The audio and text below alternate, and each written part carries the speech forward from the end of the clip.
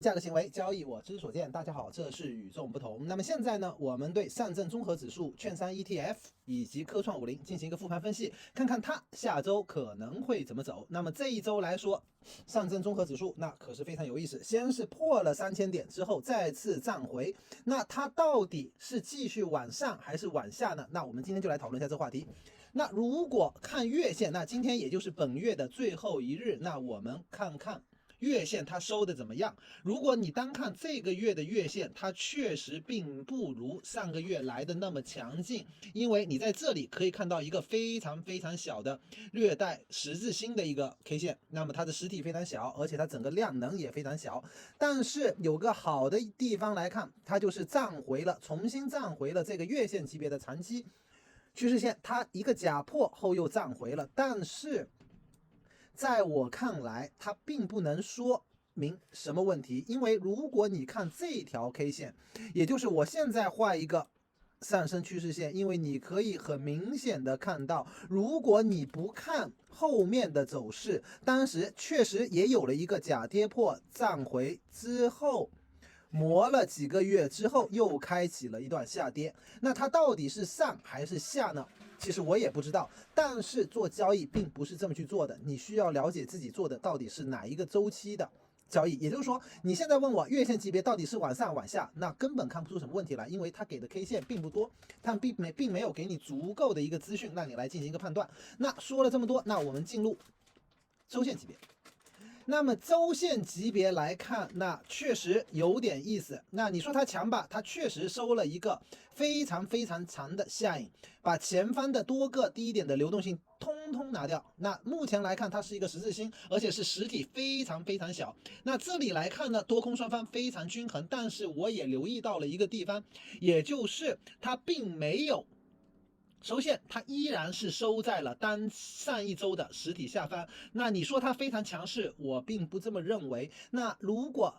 还有没有什么逻辑可以支持我们去做交易的呢？那如果要说上证综合指数从日线级别来说，毫无疑问，它目前是处于一个上升趋势中，也就是说，日线级别只要没有跌破这个地方，那么我依然认为它是在一个上升趋势中。那么我们需要做的就是逢低做多，逢低做多。那目前来说，这里确实画出了一个周线级别的 FVG 区域，也就是这个空白区，它目前并没有来回补。大家都知道，一个价格通常对流动性最多的地方以及一个空白区，那它们是具有吸引力的。那目前来看呢，确实按照先前的一个逻辑来说，这里当时见到了一个盘整区间，而这盘整区间当时跌破了，那确实，如果你有看前几周的交易计划，那么我会认为它确实跌破了，那么我会留意它反抽到底能不能站到上方去。那如果你看4小时级别，它破位了吗？如果从4小时级别去看的话，我们可以看到这个地方确实存在着一个价格拐点。那目前来说，4小时级别确实发生了一个颓势，因为确实你明眼可见它破位了。那目前的一个反抽，我都把它认为是一个4小时级别的反弹，那必须认为是4小时级别的反弹。那目前我们需要留意的，也就是上方3049、3054这个地方，因为它确实是叠加了0618、066。如果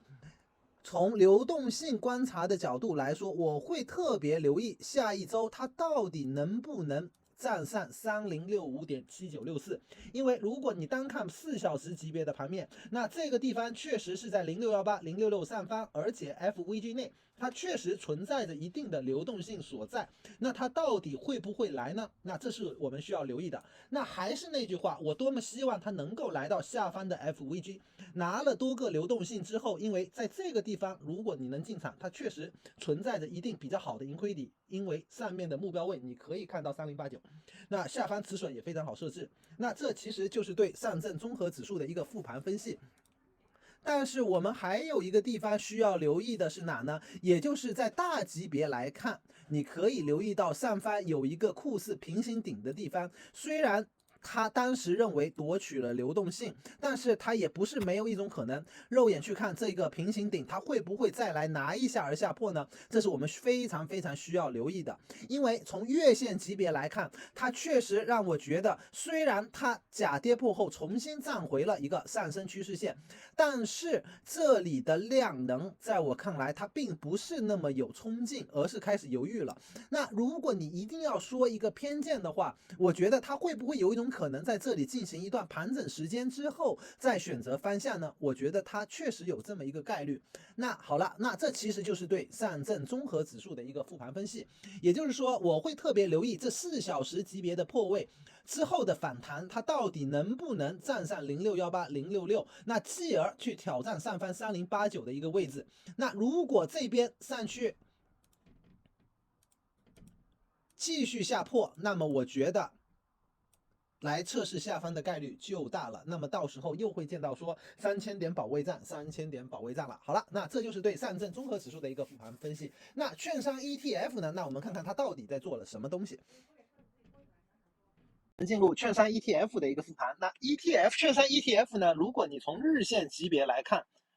月线级别来看，那目前依旧是处于一个下降的趋势中。那么在这里也是很清晰的，你见到了当时在月线级别有一个夺取了流动性之后下破的行为，而且这根针当时刚好击穿了 FVG 之后，开启了一个下跌。那么让我有点心有未安的，也就是0.763这个低点的位置，它并没有来到之后就开启了这个反弹。那目前来说，这个月的月线收的怎么样呢？那我想说的是，它收的并不怎么样，因为在这里你可以很明显的看到，这个月线级别上个月的级别的反弹来到了 FVG 处受阻，那么这个月的收线就是直接的一个看跌吃透，那它会不会再来到下方进行一个测试呢？我觉得不是没有这么一种可能性，但是交易我们就按照自己的交易计划去做，看看它到底给你的信号了吗？那么我们之前老是提到的一个0.822，它到底来了吗？那我们进入周线级别，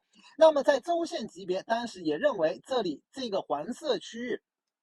是一个支撑阻力互换位，但日线级别下，你可以明显的观察到，在这个地方它的测试1次、2次、3次越来越多了之后，那么随着这一片支撑区域的定方越来越稀薄，那么之后它干脆就是一个跳空低开。那目前确实创造出了一个4小时级别的破位。那如果你一定要说在日线级别它破位了吗？那我想说它目前日线级别虽然不是那么强势，但是它依然处于一个上升趋势中。但是我们需要留意的，也就是说4小时级别它的确破位了，而且月线级别来看，它收的并不是那么强势。那么由这2个因素叠加，那么我可能就会对这个能否在这个位置附近进场的一个想法打一个问号了。那一样我们不去猜多也不去猜空，那么我们就一样是按照自己的计划来看，它到底有没有小时间级别给我们进场的一个信号呢？那因为是日线级别分析，那么一样我们缩小3个周期，或我喜欢用的是1小时或者是30分钟级别的。那也就是说，如果你切换到30分钟线上，目前来到了这个位置，那么这个位置目前来说，它确实在30分钟级别上，目前暂时来说它似乎有一个反弹，但是在这里我们也观察到了，在这个日线级别的 FVG 处，它似乎发生了一个夺取流动性的动作。那么我们接下来需要留意的就是它到底能否强势用阳线击穿这个位置，也就是我们所谓的强势击穿 BMS。那么如果有这2个信号发生了之后，我一定会留意在下方的区域寻找一个机会进场做多。但是我们也同样需要留意的，你是想把止损放在这根针尖下方呢，又或者说放在 FVG 的下方呢？那这就是你自己的一个风险偏好了。那毫无疑问，4小时级别目前的确破位了，那它来到了日线级别的FVG， 它到底能不能给一个反转，或者说这就是一个回调到位了呢？那这是我们需要留意的。那还有个地方我不知道大家发现了没，也就是为什么它在这里有一个反弹。那如果你拉一个斐波那契，那么它刚刚好来到了0618、066的位置，来到了这个斐波那契位，也就是同时它叠加了 FVG。的区域目前开启了一个反弹，那目前还未完全站上先前提到的0.822这个低点，那它到底是不是一个诱空？那是我们拭目以待的。那如果你是选择小时间级别进场，那我觉得，那么目前来说，你需要等待的就是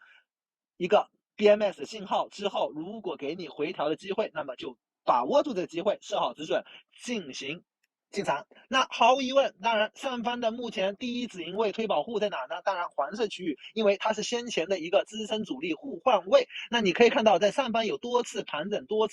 了非常长的一段时间后，那目前确实破位了。那不排除当价格来到了这个地方的时候，会带来一定次数的抛压。那如果一定要给我的一个多空设上一个偏见的话，介于目前的一个月线收线，那么我个人可能来说对这个看多的思路或者做多的信心并不是那么强烈。但是目前日线也确实是在一个上升趋势中，它也目前也的确来到了我们新兴链的一个观察位。那么我觉得目前要做的就是等待信号的出现了。好了，那这就是对券商 ETF 512000的复盘。那我们接下来就说科创50到底它走的怎么样。现在我们对科创50进行一个复盘分析。那我们首先看科创50的月线，它到底在哪里受到了阻碍呢？那么我们可以看到，当时它跌破了这个黄色区域，也就是先前画的一个支撑位之后，一根快速下压阴线。那么加上上面这根的阳线，它形成了一个真空区域。那么本月的收线，也就是我们可以看到，它来到了真空区域之后，受到了阻碍，同时它在这里有了一个夺取流动性的动作之后，那么开启了下跌或者说回调。那么目前回调到位了吗？我们今天就来讨论一下这个话题。那目前如果你看月线的话，它确实我们见到了夺取流动性，那目前确实有个小刺透。那你说它颓势了吗？那目前还不能得出很好的肯定。那我们看看周线级别有没有什么思路。那么在周线级别来说，那上周确实提醒了在这里，也就是说，当时第一次收出一个信号 K 线之后，我们需要留意下周的走势。但是同时，我观察到了这里的一个 sign， 同时收阴的丁字线，且收盘于前方周线的最低点下方。那么我觉得是有一个回调要开始了。那目前来说，我们可以看到，在这里的周线级别的 FVG 的确，它目前收线下方，那我们可以认为它被补上了，但是并没有任何一个说强势反弹的信号。那在日线级别呢？那周线级别毫无疑问下降趋势。那日线级别当时这里确实有了一个小级别的反转，也就是它确实做了一个 BMS。那目前来到了上方这个紫色区域，进行了一段盘整之后，并未成功站上之后下破。那目前也确实跌破了这个位置，也就是我们认为的一个级别的拐点。那它确实发生了 BMS。那在这里，我是认为这不是一个好的信号，但是同时它这里也的确发生了一个当时一个看涨的结构，也就是在这个区域，同样它是一个看涨的 BMS。那这里呢，它确实在4小时级别，毫无疑问，它目前是破位了。那它破位了，我们那需要留意它的反弹，也就是到底能够反弹到哪？那么如果你从做交易来说，我会在这里赌它反弹吗？我不会，我更愿意的，也就是先前我们提到的一个平行底的位置，也就是在0.779下方，在这里它叠加了一个 FVG，同时这里有一个缺口，那么曾经的阻力后来一下子强势站上，并且在这里做出了多个 FVG 的区域，那么我会特别留意，也就是在0.779的地方，我们需要留意的，也就是说，目前来说，周线级别依旧是在一个下降趋势，但是不排除它会对上方这个支撑阻力互换位进行一个测试。所以说，如果从短线上来说，我更愿意它来到这个平行底的地方，做出一个价格行为，那么我会用小时间周期进行观察。那如果你说做期货或者说做合约的一个战法来说，或者说一个策略来说，我在这里是不会去进场的。我更希望它见到的是一个对前方的一个低点的假跌破，也就是我们所谓的流动性。那夺取了之后，再见到一个收回，那我们认为是一个假跌破的逻辑成立，那么我会进场进行一个多单。那好了，那这个平行底的地方下方也确实叠加了 0.5， 包括 FVG， 还有支撑阻力互换。也就是说，如果确实发生了一个对平行底下跌破的一个逻辑，我觉得未尝不是一个进场试试看的一个机会。那当然也不会暂时不会看太远了。那这边毫无疑问是支撑阻力互换位，你可以在支撑阻力互换位的位置进行部分阶段止盈，之后对你的仓位进行推保护。那么如果它强势突破了支撑阻力互换位，那么在它回踩的时候，你又是可以一个做多加仓的机会。好了，这就是对